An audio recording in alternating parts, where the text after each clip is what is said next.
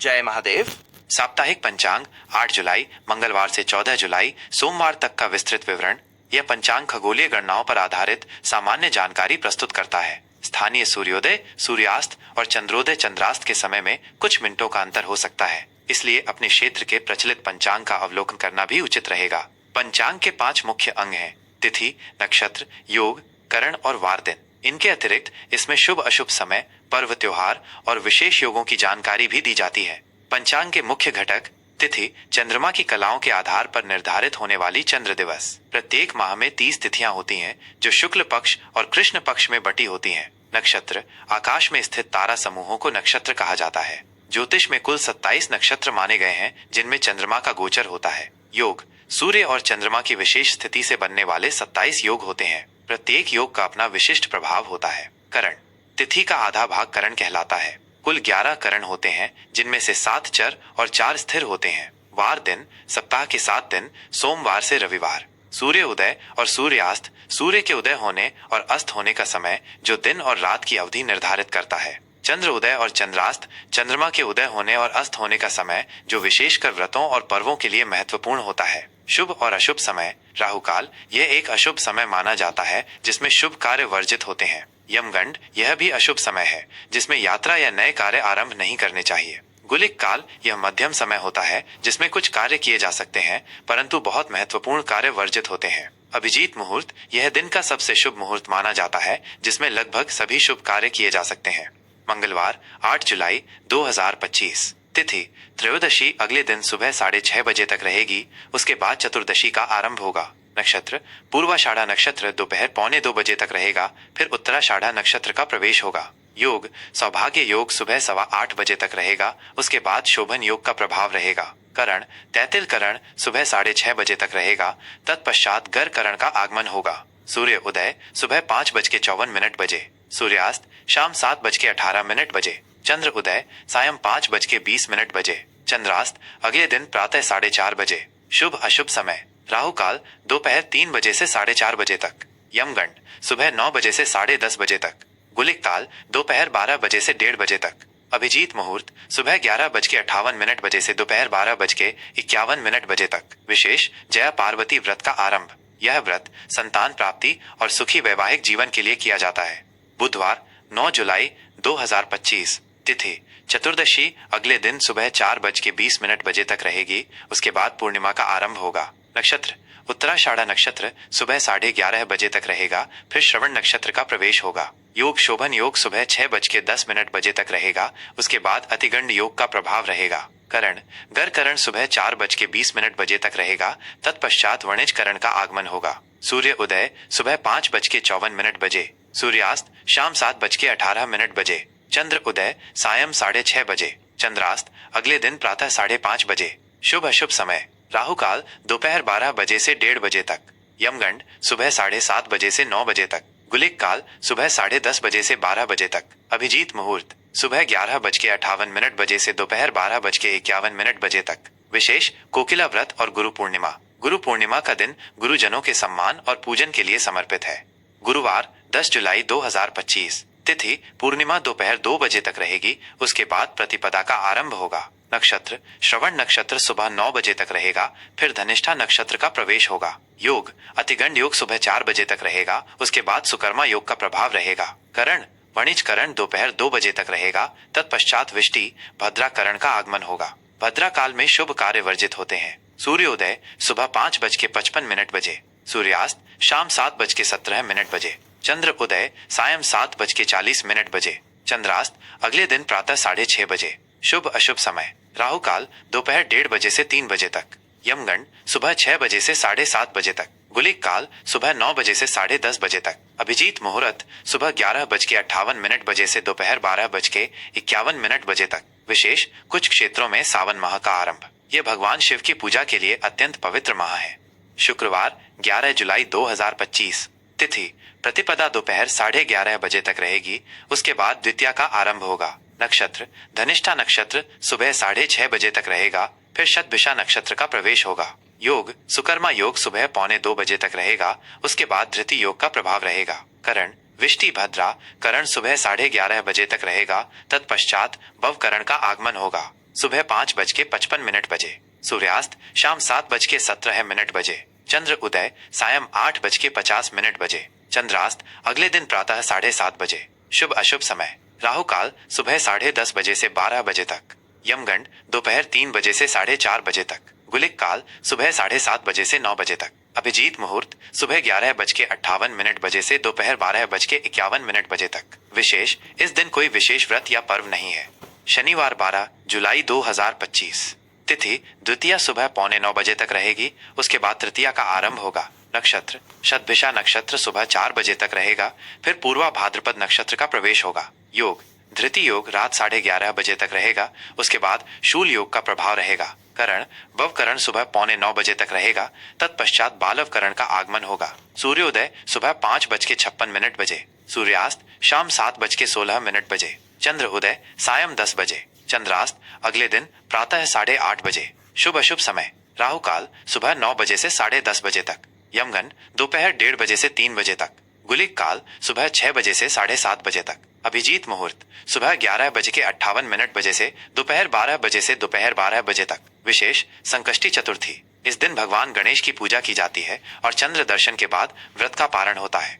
रविवार 13 जुलाई 2025। तिथि तृतीया सुबह 6:15 बजे तक रहेगी, उसके बाद चतुर्थी का आरंभ होगा। नक्षत्र पूर्वा भाद्रपद नक्षत्र रात 1:30 बजे तक रहेगा, फिर उत्तरा भाद्रपद नक्षत्र का प्रवेश होगा। योग शूल योग रात 9 बजे तक रहेगा, उसके बाद गंड योग का प्रभाव रहेगा। करण बालव करण सुबह 6:15 बजे तक रहेगा, तत्पश्चात कौलव करण का आगमन होगा। सूर्य उदय सुबह 5:56 बजे। सूर्यास्त शाम 7:16 बजे। चंद्र उदय रात 11 बजे। चंद्रास्त अगले दिन प्रातः 9:30 बजे। शुभ अशुभ समय राहु काल शाम 4:30 बजे से 6 बजे तक। यमगंड दोपहर 12 बजे से 1:30 बजे तक। गुलिक काल दोपहर 3 बजे से 4:30 बजे तक। अभिजीत मुहूर्त सुबह 11:58 बजे से दोपहर 12:51 बजे तक। विशेष इस दिन कोई विशेष व्रत या पर्व नहीं है। सोमवार 14 जुलाई 2025। तिथि चतुर्थी सुबह 4 बजे तक रहेगी, उसके बाद पंचमी का आरंभ होगा। नक्षत्र उत्तरा भाद्रपद नक्षत्र रात 11 बजे तक रहेगा, फिर रेवती नक्षत्र का प्रवेश होगा। योग गंडी योग शाम 6:30 बजे तक रहेगा, उसके बाद वृद्धि योग का प्रभाव रहेगा।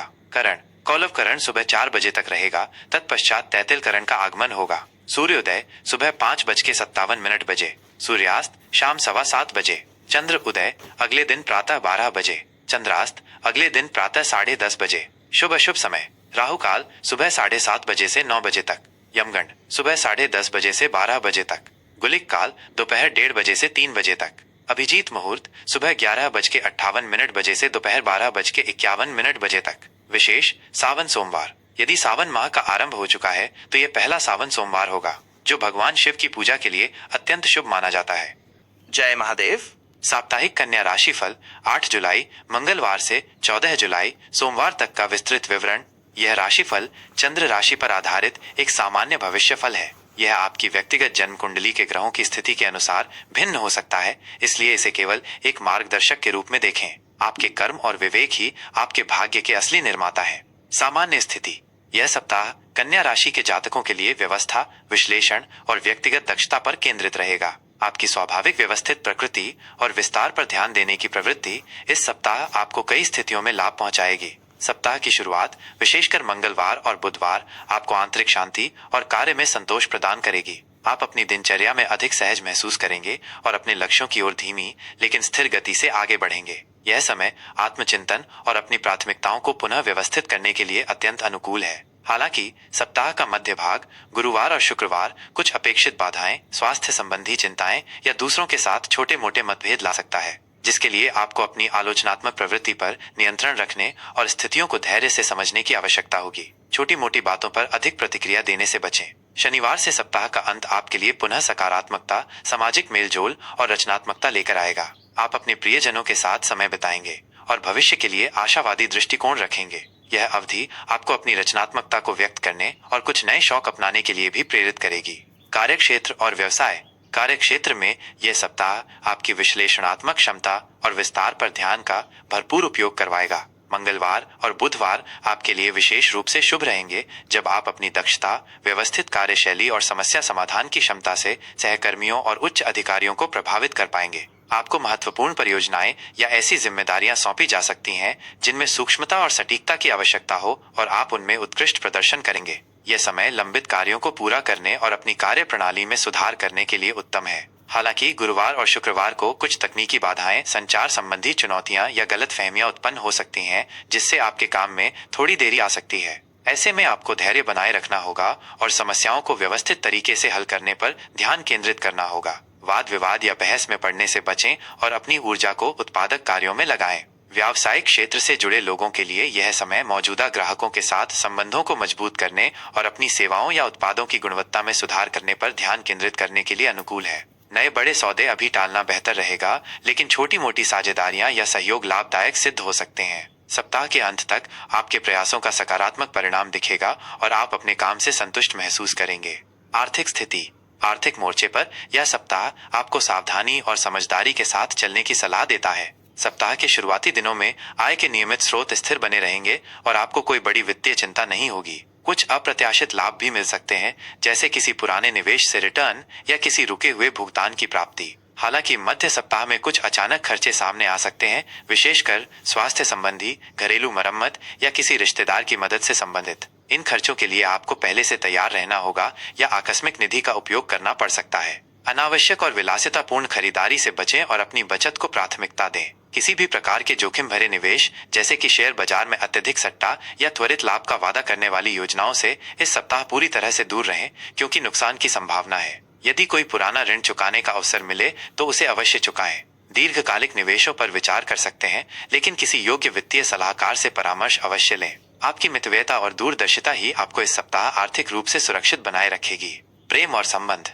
प्रेम संबंधों के लिए यह सप्ताह व्यवहारिकता, समर्पण और आपसी समझ का समय है। विवाहित जोड़ों के लिए सप्ताह की शुरुआत में आपसी तालमेल और मधुरता उत्तम रहेगी। आप अपने जीवन साथी के साथ शांतिपूर्ण और सुखद पल बिताएंगे, जिससे आपका रिश्ता और मजबूत होगा। यह समय एक दूसरे की भावनाओं को समझने और भावनात्मक जुड़ाव को गहरा करने के लिए आदर्श है। आप कुछ घरेलू जिम्मेदारियों को मिलकर पूरा करेंगे, जिससे संबंध और प्रगाढ़ होंगे। हालांकि मध्य सप्ताह में कुछ छोटी मोटी घरेलू असहमति, परिवार के सदस्यों के साथ विचारों का मतभेद या दूसरों की आलोचना के कारण तनाव उत्पन्न हो सकता है। ऐसे में संवाद को खुला और शांत रखें और धैर्य के साथ एक दूसरे की बात सुनें। अपनी प्रतिक्रिया देने से पहले सोचें और किसी भी प्रकार के अनावश्यक वाद विवाद या संदेह से बचें। अविवाहितों के लिए नए रिश्तों की शुरुआत के लिए यह समय बहुत अधिक अनुकूल नहीं है, बल्कि आत्मचिंतन और व्यक्तिगत विकास पर ध्यान केंद्रित करें। परिवार में बड़े बुजुर्गों का आशीर्वाद और मार्गदर्शन आपके लिए अत्यंत लाभकारी सिद्ध होगा। भाई बहनों के साथ आपके संबंध मधुर रहेंगे और आप उनसे भावनात्मक व मानसिक सहयोग प्राप्त करेंगे। स्वास्थ्य। स्वास्थ्य के दृष्टिकोण से यह सप्ताह आपको सजग और अनुशासित रहने की सलाह देता है। सप्ताह की शुरुआत में आप ऊर्जावान और स्फूर्तिवान महसूस करेंगे, जिससे आप अपनी दैनिक गतिविधियों को आसानी से पूरा कर पाएंगे। हालांकि मध्य सप्ताह में कुछ पाचन संबंधी समस्याएं, पेट में गड़बड़ी या सामान्य थकान महसूस हो सकती है। अपने खान पान पर विशेष ध्यान दें और मसालेदार, तैलीय या जंक फूड से बचें। संतुलित और पौष्टिक आहार लें, जिसमें ताजे फल, हरी सब्जियां और पर्याप्त पानी शामिल हों। नियमित व्यायाम जैसे योग, प्राणायाम या हल्के एरोबिक्स आपके शारीरिक और मानसिक स्वास्थ्य के लिए अत्यंत लाभकारी होगा। पर्याप्त और गुणवत्तापूर्ण नींद लेना भी अति आवश्यक है, क्योंकि नींद की कमी से थकान और चिड़चिड़ापन हो सकता है। मानसिक तनाव को कम करने के लिए ध्यान, संगीत सुनना, अपनी हॉबी में समय बिताना या प्रकृति के साथ शांत समय बिताना सहायक होगा। अपनी जीवन शैली को अनुशासित रखें और किसी भी छोटी सी स्वास्थ्य समस्या को नजरअंदाज न करें। शिक्षा। विद्यार्थियों के लिए ये सप्ताह एकाग्रता और अनुशासन की मांग करेगा। सप्ताह की शुरुआत में आपकी पढ़ाई में रुचि बढ़ेगी और आप नए विषयों को आसानी से समझ पाएंगे। आपकी सीखने की क्षमता में वृद्धि होगी और आप जटिल अवधारणाओं को भी सरलता से ग्रहण कर पाएंगे। यह समय किसी नए कौशल को सीखने या अपनी रुचियों के अनुरूप कुछ नया शुरू करने के लिए उत्तम है। हालांकि मध्य सप्ताह में कुछ भटकाव, आलस्य या बाहरी गतिविधियों के कारण ध्यान भंग हो सकता है। ऐसे में आपको अपने लक्ष्यों पर दृढ़ता से ध्यान केंद्रित करने, एक नियमित अध्ययन दिनचर्या का पालन करने और अतिरिक्त मेहनत करने की आवश्यकता होगी। प्रतियोगी परीक्षाओं की तैयारी कर रहे छात्रों को अध्ययन में अधिक समय देना होगा। पिछले वर्षों के प्रश्न पत्रों का नियमित अभ्यास करना चाहिए और अपनी कमजोरियों पर काम करना चाहिए। शिक्षकों और अभिभावकों का पूर्ण समर्थन, मार्गदर्शन और प्रोत्साहन आपके लिए प्रेरणा का एक महत्वपूर्ण स्रोत बनेगा। उनकी सलाह और अनुभवों का लाभ उठाएं। ज्योतिषीय उपाय। प्रतिदिन सुबह स्नान के बाद देवी दुर्गा की पूजा करें और ओं दुन दुर्गाय नमः मंत्र का जाप करें। यह आपको शक्ति और सुरक्षा प्रदान करेगा। प्रत्येक बुधवार को गौ माता को हरा चारा खिलाएं या हरी मूंग का दान करें। यह बुध ग्रह को मजबूत करेगा और आपकी बुद्धि व संवाद क्षमता को बढ़ाएगा। जरूरतमंदों, विशेषकर बच्चों या रोगियों की सहायता करें। निस्वार्थ सेवा और दान पुण्य कर्म आपके जीवन में सकारात्मकता और समृद्धि लाएगा। अपने आसपास के वातावरण को स्वच्छ और व्यवस्थित रखें। यह आपकी मानसिक शांति में वृद्धि करेगा। अपने माता पिता, गुरुजनों और बड़े बुजुर्गों का सम्मान करें और प्रतिदिन उनका आशीर्वाद प्राप्त करें। पन्ना रत्न धारण करना आपके लिए शुभ हो सकता है, लेकिन किसी योग्य ज्योतिषी की सलाह के बाद ही करें। यह राशिफल आपके लिए एक पथ प्रदर्शक का कार्य करेगा। अपने कर्म पर विश्वास रखें और सकारात्मक दृष्टिकोण अपनाएं। याद रखें, आप अपनी लगन, मेहनत और सही दिशा में किए गए प्रयासों से किसी भी चुनौती को अवसर में बदल सकते हैं और अपने जीवन में सफलता प्राप्त कर सकते हैं। इस महत्वपूर्ण जानकारी को अपने दोस्तों और परिवार के साथ साझा करें ताकि वे भी इसका लाभ उठा सकें। ऐसी ही और ज्ञानवर्धक और उपयोगी जानकारियों के लिए हमारे चैनल को सब्सक्राइब करना न भूलें। आपके समर्थन के लिए धन्यवाद।